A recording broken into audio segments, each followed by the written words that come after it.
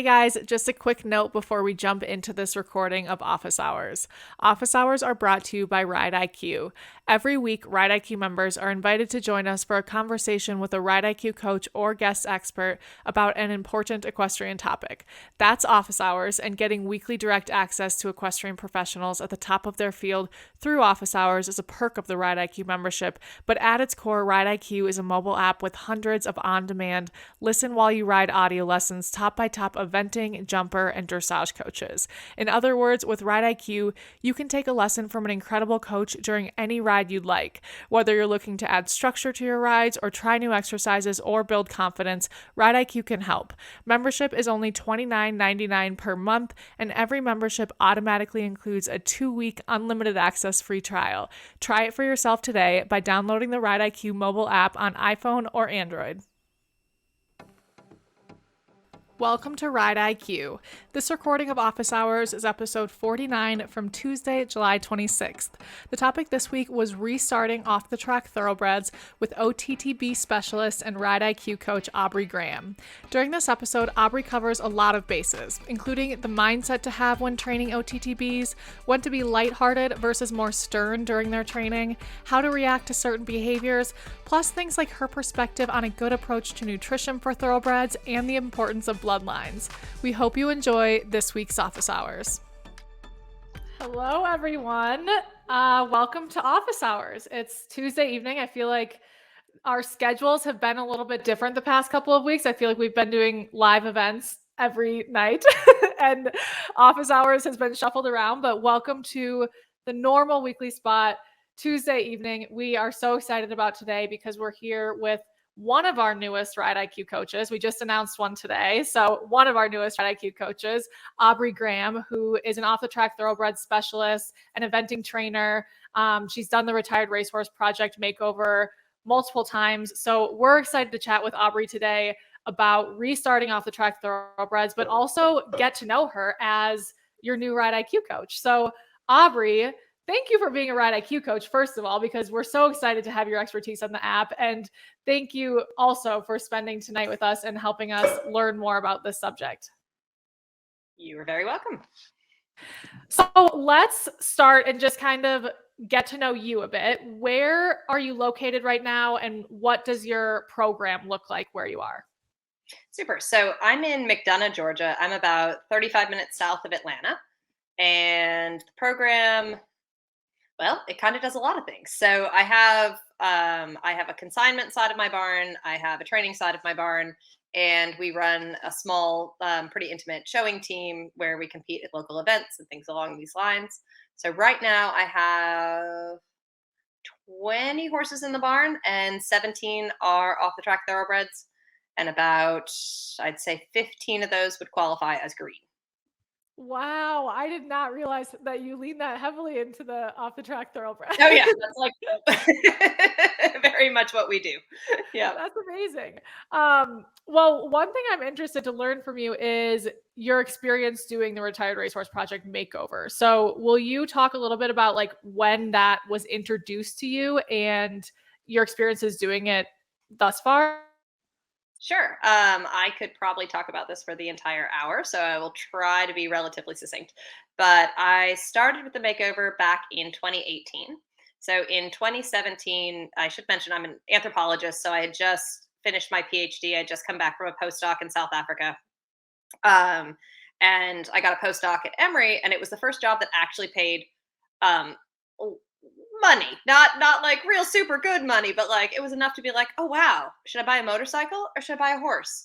And I've been training professionally since I was 19, including like in the various parts of the world I had bounced around to. So when I came back, I was like, well, let me see what Jessica Rudman has, and she's an excellent reseller, and ended up picking up a horse from her. And he became my entry into the makeover. So it was like he had, ups and downs and problems in his feet and his body and all of these things. And I had this incredible learning curve about thoroughbreds. I'd ridden them my whole life, but I'd never gotten them straight off the track. So at that point, I was like, should I enter the makeover? This sounds crazy. This horse is, not even rideable and might not be rideable for another 4 or 5 months while he lets down. And decided to go for it. And it was super fun. the whole training process, I was, very stressed out about it. Very, oh my God, I don't have a paddock. How do I get stalls? How does this work? And the community around the makeover and the Retired Racehorse Project is the reason I keep coming back to do it. They are so helpful. It is such a positive community. It is not the type of place where you put a picture up and you get, ripped pieces for, I don't know, anything from the color of your spur straps to, your release over a fence. Everybody's super supportive. And if you have problems, you can ask, and questions, you can ask them in the forums that they put up, and you get wonderful, helpful answers. So I just realized that this community was really, really cool. Went and did the makeover, brought 2 horses. One got a bit banged up in the trailer on the way up, so she ended up not competing the whole way through. And the other one, my 4-year-old at that point, redhead, he's Forrest. He's basically a freight train. Was so tired by the time he got to show jumping that he actually placed 10th and surprised everyone. I think it was out of around 100 horses or something. And it was like, whoa, wait, you didn't pull me to the fences? We survived that? What? So I had such a wonderful experience with that I decided I would go back the next year. And at that point, I was training I had about 6 or 7 horses in training, and I was still doing my postdoc. So figured out a way to pick up another horse and go back for 2019. And that was Juice, Pulpituity. And basically, just as I started doing this, realized that I'd known that I love thoroughbreds and I love the forward ride, and I've always, found them extremely appealing and ridden them my entire life. But really restarting them, it's a psychology game too, right? It's every time you go and get on them, it's what is this horse? What does it need? How is it different from the other ones? And how do you make what you have work with what they need? And trying to putting those pieces together, it's a head game, So it's fun. My dad at one point, when I finally left academia in 2019, which I'm going back, but shush, no one knows that. He asked me at some point, he's like, don't you miss using your brain? And I was like, that's an amazing question, because I probably use my brain, far more in just the day-to-day decisions, every microsecond riding on these guys. And then from Juice, I ended up, as I said, largely leaving academia. I've been a adjunct professor at Emory since, but I haven't had to teach. So I've just kind of been on their list, kind of kept my foot in the door. And in 2019, I left my postdoc, or postdoc ended conveniently, and didn't apply for other academic jobs, and ended up picking up a rental on a really beautiful farm that was put in for the Olympics back in '96 down here south of Atlanta. And it was just really amazing serendipity. Got the farm, and I wasn't specializing in thoroughbreds when I started, but when you start paying attention to what comes to you and what people want you to train and what you're good at sitting on, there are lots of people around me that are good with thoroughbreds. There are a lot more people that are really good with warm bloods. There's no reason to send me, the warm bloods. Like, there's plenty of hunter jumper trainers and eventing trainers that are so good with them. And the quirky thoroughbreds turned out to be what I absolutely love. So ended up bringing 3 of them. 3 or 4. We may have had 4 horses. No, we had 4 horses. I had a team horse at the mega makeover in 2021. So trained 2 for 2020 and then 1 for 2021, and a team horse. And, again, had a blast, have met amazing friends, great. The community's just outstanding. And so at this point, I'll do the makeover any year I have it. They have it. I'm still trying to figure out what horses are going this year, because I have a small glut of them. So we're trying to figure out if we're making Beans or Tuck or Hush be my 3rd ride. I get to bring 3 this year. So that's kind of your quick, long run through on the involvement with the makeover. Well, can we put a vote in for Beans, since he's your Ride IQ horse? Or 2 votes in for Beans. Yes. Well, that's amazing. The one that you described the first year who pleasantly surprised you in show jumping, I feel like that's the opposite of how it normally goes. Like, normally people get out of the ring and they're like, oh, we should have done so much better. Like, the judge was out for us or whatever it was. But it's really nice to get out and be like, wow, that went way better than I expected. And it's great how you talk about the community around that, because it is such an endeavor to, take on a thoroughbred and help reintroduce them. And to have people around you who are supportive is great. So you mentioned a lot about academia, and I definitely don't want to gloss over that. So will you tell us where you went to undergraduate, where you got your PhD, and kind of what did you have a career in mind when you were like pursuing those degrees, or kind of what motivated you?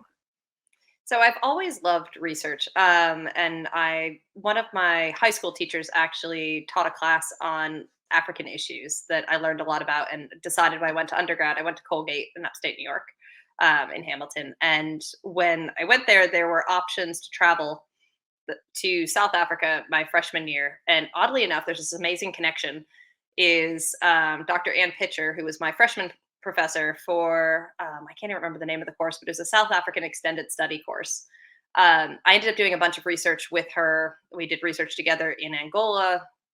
After the South Africa course, I went back the next year after that to South Africa and did research. And my research just bounced around, but she actually I saw her this spring actually in Aiken, where she had her horse. So she's gotten back into riding and has followed all the horse stuff. So we have this like really lovely intertwined set of lives that are both academic and very, very horsey. But so did a bunch of African research, got a degree in French and sociology / anthropology, ended up doing a master's in London at the School of Oriental and African Studies, focused on images that are produced within humanitarian aid spaces in the Eastern DRC, so the Eastern Congo. So I love doing the research. I love being in these spaces. I know this is why my stable is Kivu Sporthorses, because those are the provinces I worked in the Eastern Congo. And did the master's, went to Emory for my PhD in anthropology, finished that in 2016, and then did a postdoc at the University of the Western Cape in South Africa, and then back at Emory. So what did I miss? There was another question there that I completely failed Did to you answer with have that. like a career in mind when you were Ah, pursuing all that education? so oddly enough, I'm an idiot in a lot of different ways. And I do a lot of things because I love doing them, but not because I have a clear sense of exactly what I want to do with them. So same thing with running this farm. I wasn't like, I'm going to have a thoroughbred retraining facility. And it kind of took its a roundabout way to get here. But with the Congo stuff and the research was I love doing research. I love talking to people. I love learning about different cultures, different ways of living, different ways of understanding common, challenges, successes, things like that. And so initially I was like, oh, I'll work for a humanitarian aid agency. And then a lot of my work was looking very critically at aid, both on the pros and cons. And then I was like, ooh, a lot of it ends up on a computer, right? Once you're done with the volunteering stages, once you're done moving through the lower ranks, you are generally pulled back towards headquarters in the US and Europe. And a lot more of it is done on screens. With people who are out in the field. So there's not as much research there. And I found the same thing with academia was I love doing my research and being out and about on foot, talking to people, doing all the things. But the further you go, the more time you're spending at home, on screens, answering emails, doing these things, which is important. But I'm happy to work 14 hours a day with my hands outside. And that's kind of where at the end of it, it was 40 degrees and raining at some point. I'm sitting in my office at Emory and I was like, I would rather be training at the barn right now. And I will ride when it's 40 degrees and raining. So I was like, actually, there we go. So I thought I would work for an aid agency or the UN, and kind of be bouncing around the world. I was a photojournalist before that. And so thought conflict photography was something I might end up doing. And through the years I've used all of these things. I continue to use all the skills, oddly enough, from anthropology and photography in my horse career, which is an interesting kind of tie over. There's not as much conflict, but thankfully my barn is also pretty drama free. And, and yeah, so it shifted that way. But eventually maybe I write a book or two about kind of training thoroughbreds, but also just the process and the anthropology of the equine world is fascinating. I am floored. I mean, your experiences are incredible. Like that, you've experienced things that a lot of people will never experience in their life in terms of like the places you've been to, but also like being a photographer for, conflicts that are happening and the cultures that you've seen and like being there firsthand. That's amazing. But one thing that you said was, I think you said you're not smart because you were following what you're interested in, what you like doing. And like each day that goes by, I feel more conviction about like that's advice that I would give people, do what you enjoy doing and you'll end up really contributing and like doing what you're doing well. So I think it's very cool that the path that you've taken and why you've taken it. Did you say that you're going to get back into academia beyond being an adjunct professor at Emory, or do you have more plans in that arena, or no? So yes, actually, I got randomly one of my very good friends is the administrative head of the department. She's not a formal professor there, and so at Emory, and basically she was like, "Hey, we have a visiting assistant professor position that's 2 mornings a week, and here are the perks that come with it. Do you want it?" And this is all just over a text, and I was like, "We have a recession coming up potentially. We have massive inflation. My hay costs are insane. 2 mornings a week. Yeah. So I'm going to go back. I'm going to be teaching intro to cultural anthropology and visual culture, which one I have a degree in and one I've taught many, many times. So, and then I was like, here's the thing. I don't want to disappoint anybody. So I'm going to come in. I'll be there by 6:30 in the morning. I will teach my courses from 8:30 to 12:45 and I am leaving. I'm not going to lunch. I'm not going to meetings. I'm not assistant teaching anything. I'm not going in to give a talk in your classroom. I'm not going to faculty meetings. I was like, I have 20 plus horses to train. I will go home and train until like 9 or 10 at night. And they're like, oh yeah, everybody ignores the visiting assistant professors anyway. So you're good. It's perfect. We'll make it work.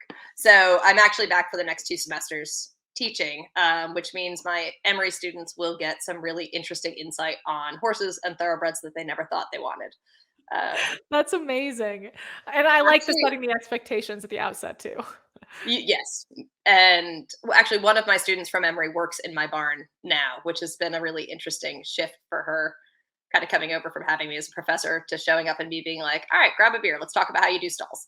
So, Totally. Oh, I love that. I hope that I know we have a number of like collegiate riders that are part of Ride IQ. So anyone who's listening, if you have friends at Emory, tell them to take Aubrey's classes or Professor Graham's classes, maybe. I get on my um, first name, you're fine. okay, so I have spent more time than Kinsey would have liked me to probably in the beginning of this. So I will now hand it over to Kinsey. But before I do that, if you're tuning in live and you have questions, of course, put those in the chat and we'll relay those to Aubrey. Or if you just want to share like challenges that you're facing with your off the track thoroughbred, put those in the chat too. And even if it's not a question for today, we'll share them with Aubrey and she can do a hack chat or a lesson, depending on what it is, just to help all of us get our head around kind of what issues you're facing and how Aubrey can help. So with that, Kinsey, over to you. Perfect. Okay, Aubrey, we're going to dive right in here because I know we have a lot to learn from you when it comes to off-track thoroughbreds. So the first question we got is, do you give your horses time off when you first get them off the track? So it depends on the horse. There are horses that come off the track that are perfectly happy and perfectly healthy to stay in work and actually do better when they go right back into work. And there are others that need time. And so that sounds like a kind of crap answer because it's like, oh, I do both. But I do. So my horse Forrest, who's that one that I mentioned, was the first horse. So his name is Don't Knock It. He came off the track when did I get him? I think he last ran in August of 2017 and I got him in September of 2017. And he had 5 months off before I rode him, 4 to 5 months. He was footsore, he was body sore, he was extremely track fit, which I didn't understand thoroughbred nutrition the way that I do now. So it went from track fit to not quite where I wanted him to, probably, a 3+, low 4 on the body scale. And so it was like, okay, crap, how do we figure this out? So it took me and him the 4 months to kind of put it together before getting on. And by that point, I did a ton of groundwork and he was, he's voice controlled under saddle. And as much as he's a freight train and a complete pain in the ass, I love this horse to pieces. He's never for sale. He lives, he's now a lesson horse at my barn, which is hilarious. He's great. But so he had time off. Tuck, who Louisiana Bling, who's one I picked up. My boyfriend and I went to a wedding this March, and we're like, oh, look, Sam Houston Track is here in Houston. We've got some time. Let's go to the backside. What did I do? Buy a horse. Okay, shipped him home. And people are like, I'm sorry, you did what? And I was like, don't worry, it's business. So he got almost 2 months off when he got home because he was sore. And mentally, he had to figure out how to be a horse. He had been on the track the entire time. He had been on the backside, and he had not had turnout. Like literally turning him out, he just hung by the gate for the first week. He was like, I don't leave the gate. I've got 20-acre field. And he was like, I stay here. And then he started to figure it out. He got some buddies, and now he's a completely normal horse. And his issues through his hind end and his back from being track sore have resolved. So those are two that I did give some time off. And sometimes they would benefit from just a year, kick them in a field, probably keep their shoes on. A lot of people pull shoes when they do that, and then that makes resolving body issues harder. But to each their own on that. And some of them go right to work. Trying to think of a goodie, like Hush actually came off the track. She's a interesting case, 15-2, 15-3 hand filly that had pneumonia the year before. They removed part of her rib. They removed part of her lung. And then they rehabbed her, and she ran. And she never hit the board, but she had all the heart to still run and do it. So like go through the whole racing process and train.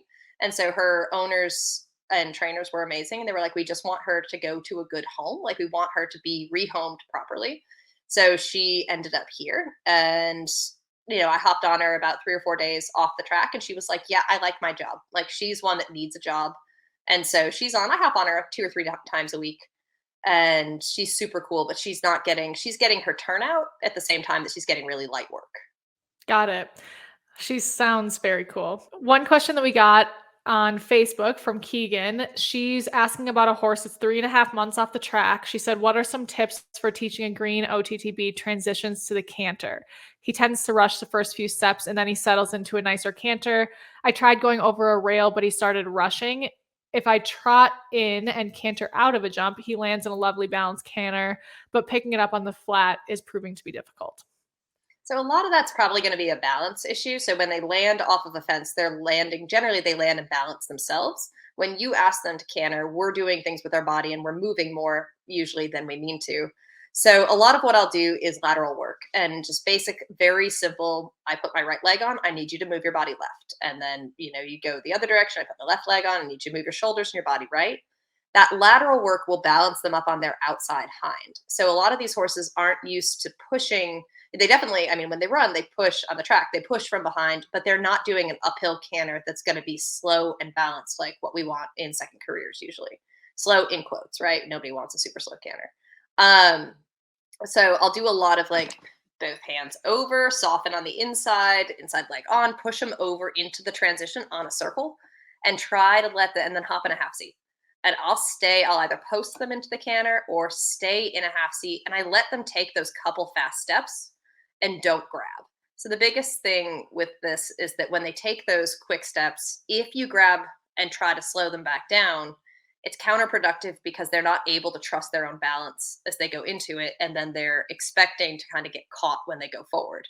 I actually had a student I was teaching on, she rode my horse Needles Highway. He's just off the track. That was his 4th post-track ride, and he's super quiet. So I was like, hey, working student, why don't you hop on him and come down for the lesson? And she hops on him, and she goes to canter. He goes, blast off, 1, 2, 3. And I was like, don't pull, just sit, just wait, hop in your half seat and wait. And then he immediately dropped back to the good canter. So if you work that on the circle and let them post them up into the canter and post them down into the trot, they're going to start to balance so long as you hold that outside rein and help them stay on their outside hind leg. As soon as you ask with the inside rein or you lean, and it's not the assumption that one is leaning, right? It's just these horses tend to drop their inside shoulder when they're green with their transition. So they also throw off their balance, and they need you to hold them over into the outside. There is a bit of that in the transition lesson that I think we have that's up there, but we could definitely do more with helping with those canter transitions. Yeah, it's definitely the quiet transitions lesson you did covers that, but I think more of it is always useful. And one thing you kind of just touched on, but I've loved about all of your lessons is it feels like with Beans, like you're training him through encouragement rather than like reprimanding him when he doesn't understand. And I think it just like it comes through, and it seems like it really works well for him, and I'm sure it works well for all your horses. But I have really enjoyed that aspect of your lessons. Oh, well, thanks. I appreciate that. Yeah. So one thing you touched on was how you now understand thoroughbred nutrition so much more than you used to. Can you kind of go into the feed plan that you put, or the way that you assess horses when you first get them in your barn, and how you decide the correct feed plan for them off the tracks? I know a lot of times they come off the track and they're like pretty thin, and they don't quite have the body mass they should. So the biggest thing is in my feed plan is alfalfa, and it's high quality, free choice alfalfa. They get it when they're in their stalls, so I know that they'll actually eat it. And then we have supplemental hay, which I'll use Timothy to supplement, that they can kind of munch on throughout the day. If they're out in fields, they're on grass, and if they're in my dry lots, which used to have grass but are now dry lots, then they're on coastal. So there's something for them to eat all the time. And the thing, it's hard down here. Alfalfa is extremely expensive, but it's the thing I find that puts the best weight on them.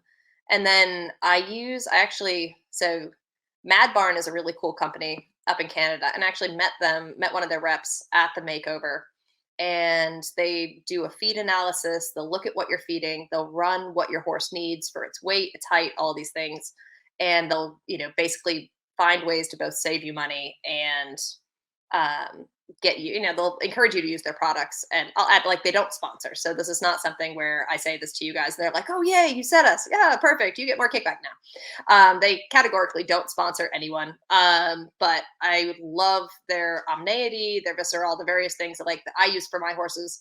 And what they did was when I got Boomer, Vanderboom Ridge, he's a 17 one-hand, 40 horse, so 49 races. He was 8 when I got him. He's now a fox hunt horse up in Massachusetts. I had him for 2 years. He went to the mega makeover with me and did dressage. Super cool, lovely, lovely horse. But he came in, really field thin. And field thin is like a term I'll use for when they were at the track, they were track fit, and then they went into a field and they're getting fed probably once a day. They're not skinny like somebody's going to call animal control, but they definitely have lost muscle, they've lost tone, and then they never gained anything from the track. So he came in kind of like, put it behind the barn type of looking. And I was feeding him at one point 18 pounds of grain a day. And he put on weight, but then he stopped putting on weight. And he got to a point where I was like, good, we're at a 4 maybe, but we definitely are not slick. We're not looking super great. And this is like, holy shit, I cannot pay this much money for grain. And so I got in touch with the Mad Barn people, and they were like, whoa, hold up. Like, let's think about this for a second, and got me using beet pulp shreds, like soaked, alfalfa cubes soaked, as a forage base. And then most of my horses have a scoop of senior feed on top of that, just for its protein and sugar content. And then Omneity, ground flax, and salt. And the skinny ones get oil as well. If I need to feed them 3 times a day, the thin ones, if they come in and they need an extra boost, they're going to get some extra alfalfa and some extra grain in the middle of the day. But that's generally almost everything at the barn bounces from the track up into performance weight really quickly with that. And I know everybody has their own formula that works. All of the resellers are going to have something slightly different that works really, really well for them. But honestly, like, the alfalfa is the key. It's really nice to have that sort of direction too, like a nutritionist or a group like the one you're describing, just helping like think through smart ways to experiment with what's going to work for a horse. So I have a question out of curiosity, and then a question that came up on Facebook. Out of curiosity, do you have the same goal for all the OTTBs that you bring into your barn? Like, do you have an ideal turnaround time until they're a resale horse into eventing specifically, or does it look different for every horse, or kind of what's your approach to the horses you bring in? So the quality of life expectations are going to be the same for every horse. I want them to get to a certain weight. I want them to be happy. I want them to be functional. And then their goals under saddle are completely different. And every horse is its own thing. And it depends on their personality. It depends on their physical ability. My upper level horse, who's hopefully an upper level horse, he's still running novice at this point. And we've had some let's say, brain-based bumps in the road. He's tricky. But my expectations and what I'm trying to do with him are going to be very different than, say, Mountain, who's going to go to the makeover this year, who is the sweetest horse in the barn. He has the best personality. And kind of like when you say that about a person, you're kind of saying the same thing. But his conformation is terrible. His feet are god awful. His coffin bones were sitting, I'm not kidding, 2-3 millimeters, and then they were on the floor. He had no soul. So his goal has always been, can we get him sound? Can we keep, and he's going to be half leased out for a lower level eventer or a dressage horse eventually, but he's probably going to stay with me as long as I can keep him. And then you have horses like Hush and Beans and Tuck, where I think Tuck is probably going to go, he could do lower level eventing or mid-level, but he's probably more suited to be a really nice hunter. He's the big gray that I have in my barn right now. Beans has like mid to upper level eventer written all over him, and he acts like it. So you've got a little more spice, but you train to that. So when they show up and they're like, everything feels good, nothing hurts, there are no major, we're not gimping through our hind left. We're not, clearly dealing with ulcers. And again, each of them is treated individually and you assess what you have. When you have a sound, happy, healthy horse, you look at the career that they're kind of pushing you to when you ride them. And then I try to move them in that direction. And the super upper level eventee horses, I try to hang on to them for a little while and see if they're going to be a fit with me. Because, the challenge with upper level eventing is getting the horse to get there, as well as, finding your way through the levels to make that happen. So I kind of get going with one and it'll hit training and then something will happen and we can start over again at Amoeba. So yeah, they're lucky to be in your barn, that's for sure. So Pam on Facebook asked for recommendations for an anxious thoroughbred at shows, especially prior to dressage. So one of the things I would say, I'm not big into supplements that are going to try to calm them down. That's going to be one thing. Now, some people will say there are various things that work, the masks work, this, that, the other thing. If you need to go that route, definitely consult folks who are experts in that and try to, get advice there. My big advice is get your horse out as much as possible. Is going to be before, it's going to start well before that dressage test. It's going to be take them out and trail ride, take them out to high energy events. And then don't worry when they're stressed. Don't ride for the goal. You don't ride for the 26. Ride the horse you have that day and just enjoy it. And your relaxing is going to help. Now that sounds like such a crap answer. If somebody told me that, I'd be like, my horse is still jigging at the walk. You are not helping. Another thing you can do is lunge. Now I hate lunging. I have to lunge Rhodey, my potential upper level horse, before I ride him, just to take the anxious edge off. And with a thoroughbred, lunging does not tire them out. You're not going to wear them out, but you can get them to focus. So if you at home start a routine where you do the same thing every day, I'm going to lunge you for 20 minutes before I ride you. Again, you're not going to wear them out. It's not going to be the warm blood where, I'm going to lunge you so that now you're quiet and your head is low and you're just nice and copacetic. And again, that doesn't work for all warm bloods either. But it's going to be, this is your job. This is what we're doing. And there's a level of security that comes with them knowing what to expect. So even if you don't want to lunge, try doing the same warm up at home that you do when you get into the warm up arena. Do something where they can settle into a circle. They can settle into, okay, we're focusing on your rhythm. We're focusing on your shoulder. We're focusing on your bend. Here are your transitions. Here are the things. Hey, good. You did it just like you did it at home. And then you go and try to translate that into the arena. But with my young ones, I'll do all of the above, depending on what they are. Again, I despise lunging. It is a personal thing. I just really, really, really don't like it. But I will do it when it is in, the best situation for the horse and when it sets us up best for success and having positive rides. Otherwise, just really focusing on rhythm and relaxation are big. And this is going to be a funny little thing. If you want your horse to relax, I have never once relaxed when anyone has ever told me to relax. It's that great, like, relax. And you're like, go to hell. Like, this is not relaxing. So I found with actually Boomer, who was that big 17 one-hand thoroughbred, that he would get really tense before dressage. And I found if I wanted, when they get the floppy ears, their jaw actually clinks when you're riding around.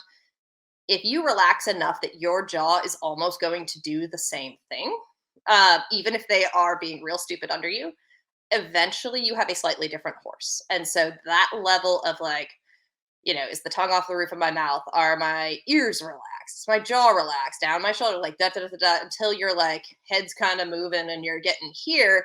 Your horse is going to get some of that. Is it going to help every time? No, but you build them up towards that, and then just experience, do all the things, and then laugh at them when they're bad, and don't take it personally, and don't get upset at them. That's going to help them come back in the next time and be like, this is fun. I messed up last time, but we're cool.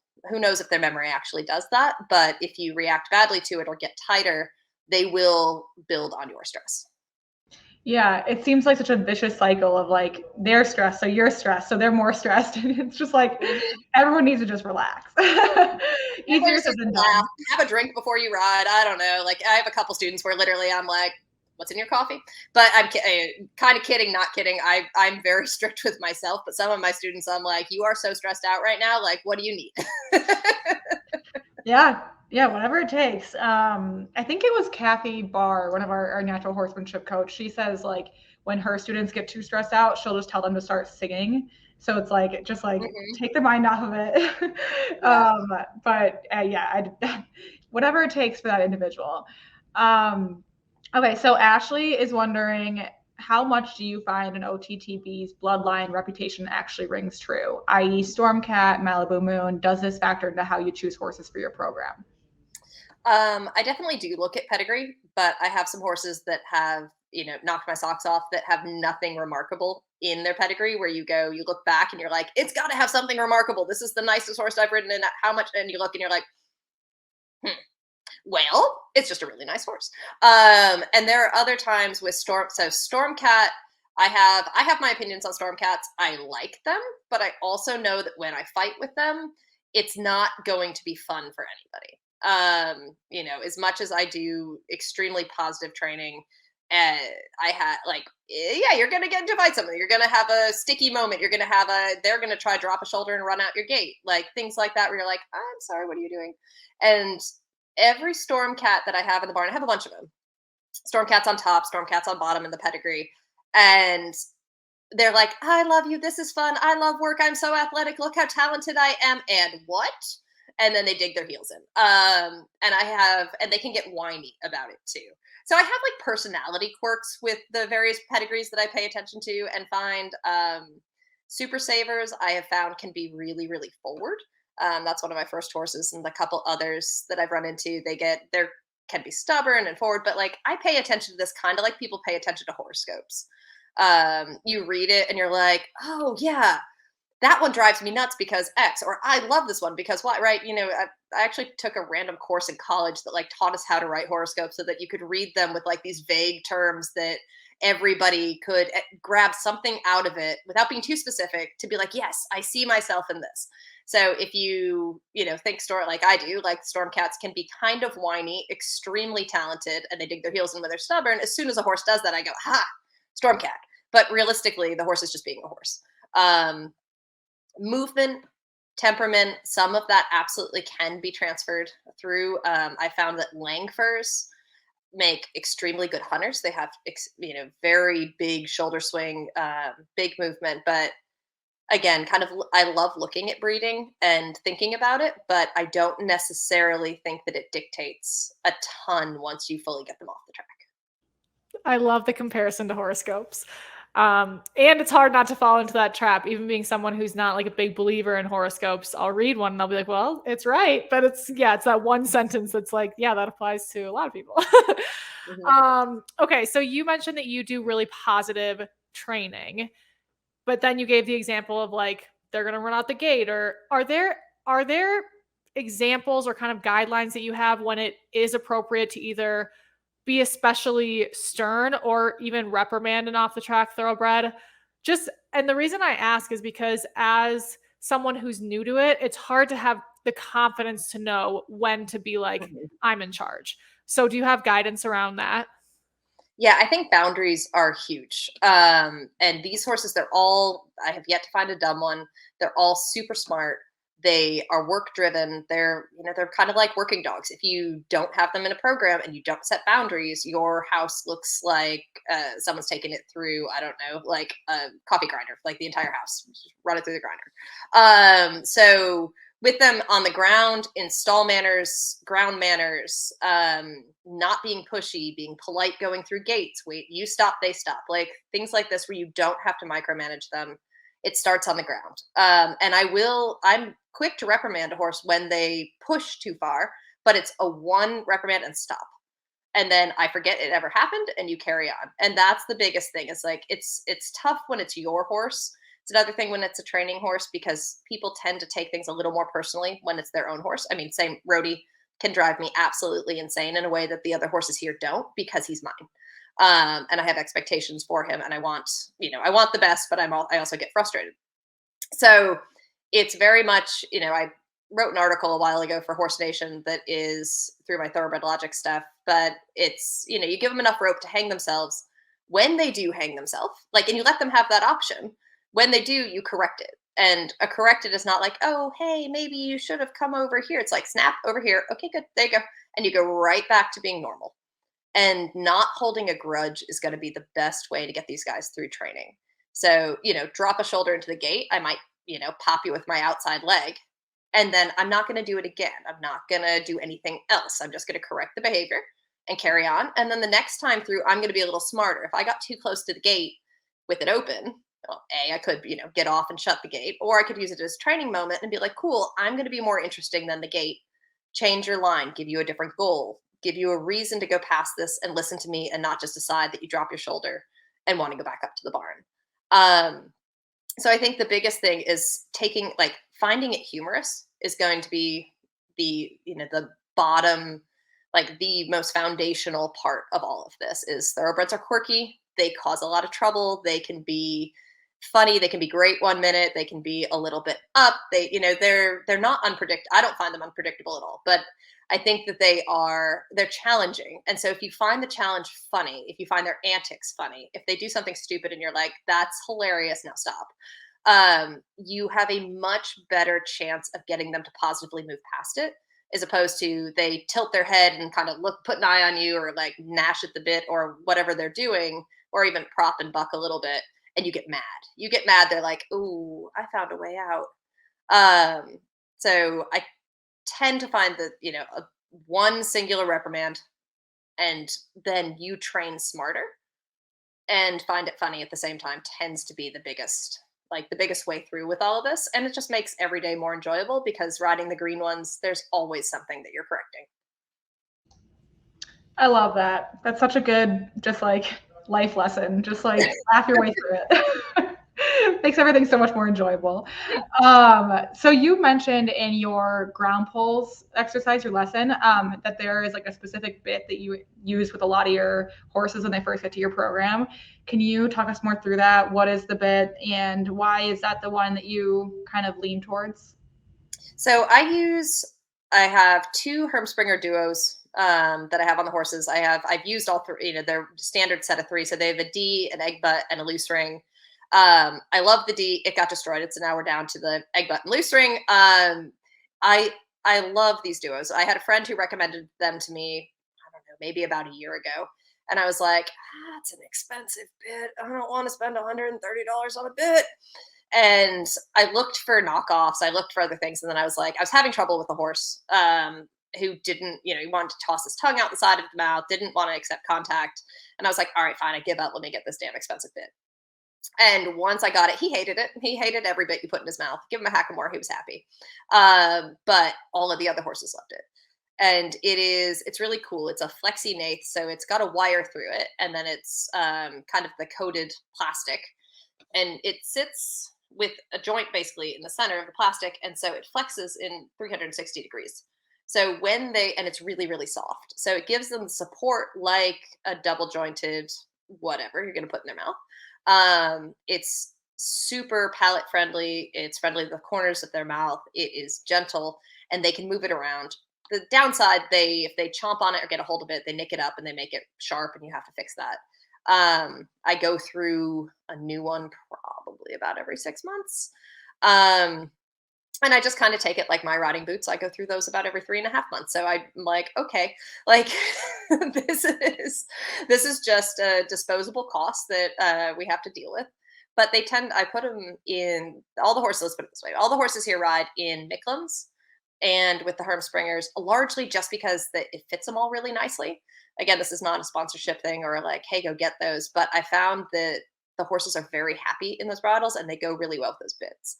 If you have a freight train of a horse, those bits are going to make you do more training and a lot more work through your body to bring them back. You can't just rely on the bit for breaks. But I run all but 2 horses in my barn that I run cross country. So that's probably a dozen of them running those bits for all 3 phases. Sorry, I'm trying to keep track of all the comments that are coming in. Oh dear. Okay. One question we just got is, have you, and I know the answer is yes, but maybe you'll have some ways to address it. Have you ever had an OTTB that sticks its tongue out? Yes. So Boomer, actually, he's coming up a lot in this conversation. I absolutely love this horse. He would stick his tongue out, and I asked once his track trainer and owner got in touch with me. I was like, hey, did you ever run into this problem where he had his tongue out? And he went back to photos from when he was training as a 3-year-old and was like, look, it's out here and it's out here and it's out standing in the stall waiting to go and in the paddock. And you're like, oh, crap. And I was like, they may have tongue tied him on the track, but he just literally, that's just how he functions. I had another, so he's the one that sold up to be, he is a whipper-in horse at Myopia Hunt now up in, where is he? Up in Massachusetts, which is awesome because they don't care if his tongue is out. Like, it's a little unpleasant, but like, they're like, whatever, he can have his tongue out. We can ride him in a hackamore. It's no big deal. So with him, that was one of those where it was like, all right, let's find a job that he likes enough or where no one cares. So no one's stressing about this. Another one, Mountain, who cribs like crazy. He is an absolutely horrific cribber. And I decided at some point, you are a show horse now. You are no longer cribbing. Here's your cribbing collar. And he immediately got ulcers. And it was one of those, his coat went dull. His attitude went terrible under saddle. And again, this is the nicest horse in the barn, personality wise. I was like, what in the world happened? And as soon as I did that, he would start throwing his tongue out the side of the bridle and past the bit when I was riding him. And I was like, this is him telling me I'm really uncomfortable. So between those 2 examples, we treated him for ulcers. He went on Gastrogard for a month, and suddenly the tongue has not come out again. He's super glossy and happy, and he's back to cribbing because I apparently can't put him in a cribbing collar, or he just revolts and costs me tons of money in Gastrogard. So between the 2, I would say, look for a pain issue, look for a reason that they are doing it, and some of them, that is just how they function, and try to find a way to make them happy.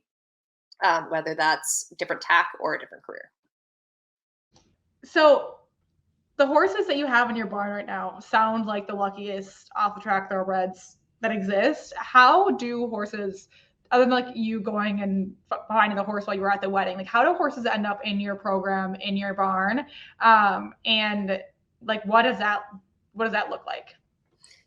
So the nice thing is I found that being really flexible makes me the happiest and it makes the horses the happiest. So I hate to admit this, I own 10 of them right now, which is terrible. Don't own 10 horses. This is a terrible idea. Most of them are for sale. So a couple of them are, kind of like, well, they're not really for sale unless they have to be for sale. But so I run my sales program that way and I'll pick them up. I have a barn up in Kentucky. I get a lot of horses from Winchester Place Thoroughbreds. I love them. I love my contact there. Laura Newell is amazing. And I get the full history on the horses. And then I have a few other contacts and slowly building to be able to do more on the sales side of things. So I bring them in, and go to weddings and go to the backside and go, ooh, pretty gray horse. Like, oh, you're an El Prado? Yes, you can come home with me.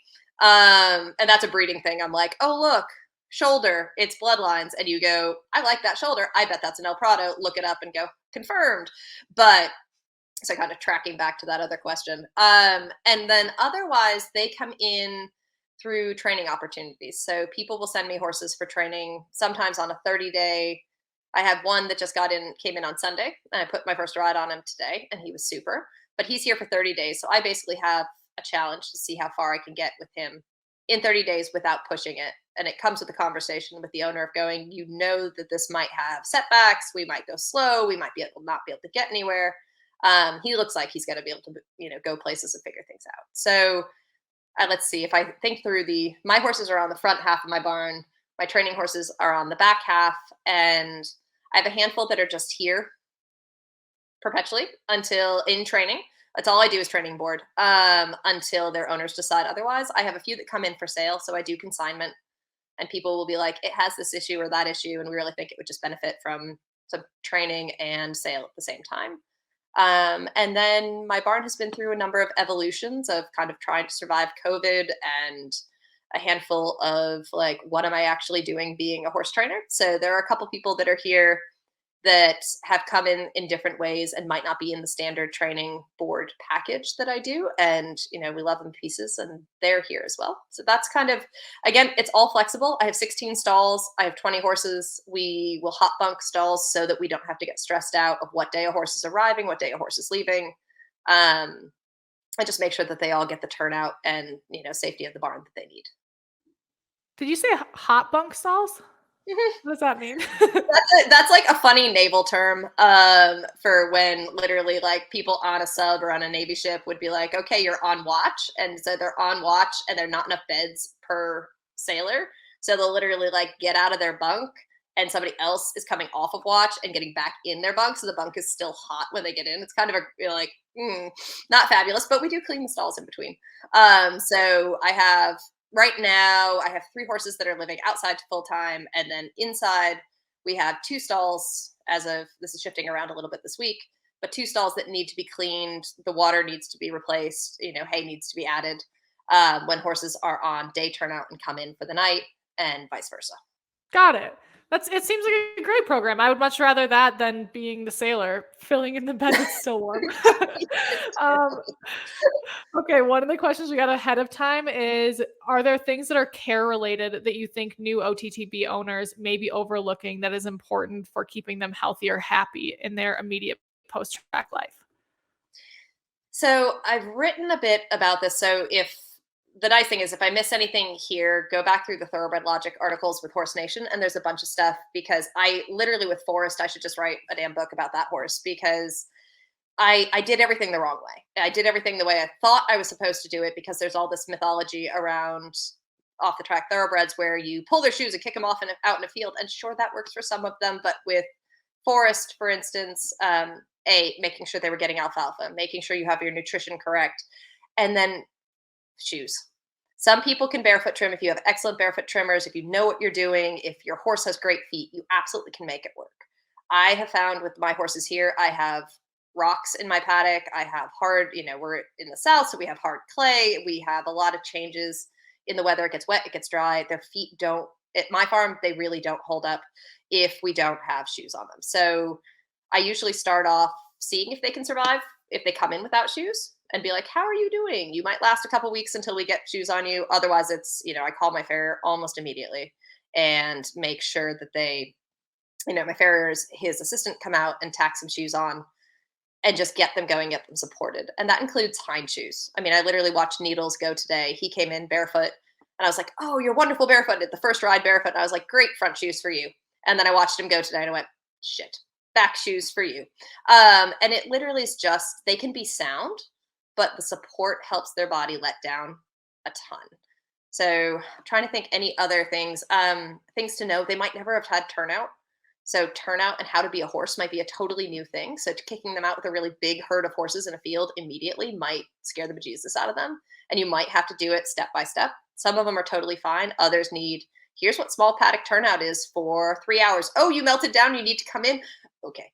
A lot of them can do better than that, but sometimes they need the introduction slowly, and then introduction to a friend, and then introduction to a field. So kind of think about doing everything on a slow-paced, incremental basis. And that tends to get you good results. Just tossing them, into the deep end sometimes can be a lot for these horses. So just taking it slow and step by step, and then, make sure when you have questions, the community, maybe not some of the general chat rooms online in Facebook for thoroughbreds, without mentioning any names that can be pretty brutal, but there are some really great community spaces for asking these questions. The Retired Racehorse Project, not if you're not a trainer, they have a private trainer forum that's amazing when you do ride for the makeover, but just the Retired Racehorse Project forum and pages and groups, things like that, are going to be positive places to go ask these questions without having to feel like you're going to get, yelled at or get told your horse is kissing spine and ulcers all the time. It is so important to have those forums where you can ask questions and feel like you're not going to be attacked. So this next person asked, how do you feel about 24-hour turnout for OTTBs? It depends on the horse. And it depends on your setup. I don't have a setup that can handle that for these horses. For instance, the reason my facility does not do 24/7 turnout is I don't have a great way to feed them out in the field. I don't have fabulous shelter, and I have hills and I have all these things, and I have a lot of flies. We're south of Atlanta. They just don't love, like, I haven't found that mine have, started to thrive as quickly if you try to keep them out that much. I have tried it before back in the day. And again, that was the other thing of like, kick them in the field. And it was like, it didn't work. In other setups where they have good run-ins, where the facilities are set up with excellent flat pasture or rolling pasture, where they're comfortable, their temperatures are comfortable, things like that, and they can get shelter when they need it, absolutely can do it. But the horse is going to tell you. I have one horse here, Frankie. I mean, his last trainer before he came to me was bringing him inside 3 times a day so he could pee and then turning him back out just for his like 8 to 10 hour outside shift. And he thinks when he got here, he was like, I'm sorry, what is this? Right. And like, he does not do 24/7 turnout. I tried leaving him out 24/7 when I had too many horses here at one point. I was like, I'm going to leave these guys out. They'll be happy. He literally pushed past me at the gate at one point and ran back down the hill to his stall. And I was like, point taken. You can have your stall back. So it's hit or miss. And it really depends, like all of this depends on the horse, depends on their feet, depends on how much they're thriving with the nutrition they're getting, and making sure they're putting on the right type of weight so they get top line as much as they're getting rib coverage.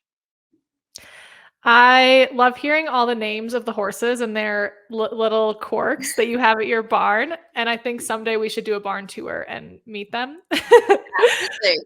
Okay, I have one more question. This woman said, I have a chestnut OTTB mare. She's a bit on the dainty side and she tends to curl her neck and not take the contact. She's training to be an event horse or dressage horse. Do you have any recommendations to help her take the contact? Yeah, that's one where I'm like, I would really like to see video of what's going on, but just without that and just off of that description, it sounds like I would want to know what's in her mouth. So again, that's kind of where I like the duo. I've had people show up for my thoroughbred clinics and have Kimberwicks on their horses, and the rider with the lightest hands in the world, even with a Kimberwick in the horse's mouth, the horse comes away from the contact. Now, in other horses' mouths, Kimberwicks are amazing. I have yet to see that on a green right off the track thoroughbred. So stuck her in the duo. And again, the horse was able to reach down into her hands and she was able to have a bit more feel. Rhodey, my hopefully upper level horse, we're keeping our fingers crossed on him. He curls away from contact. And one of the things that I do is add a whole lot more leg. I'll go wide with my hands and then I'll follow his mouth.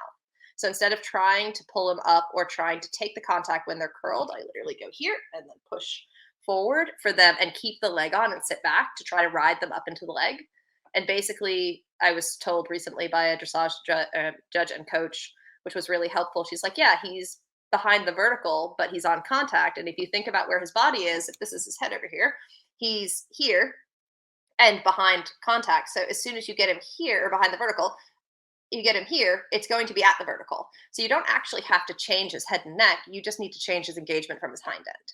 So a couple hints there. Again, that's one I would want to see video to be able to be a bit more helpful with that. But just kind of take a look at what's in the mouth and how much you're riding from your leg and seat. Yeah, absolutely. And actually, you saying that makes me think that we do some like video reviews where members can send in video and a Ride IQ coach just talks live through what they're seeing.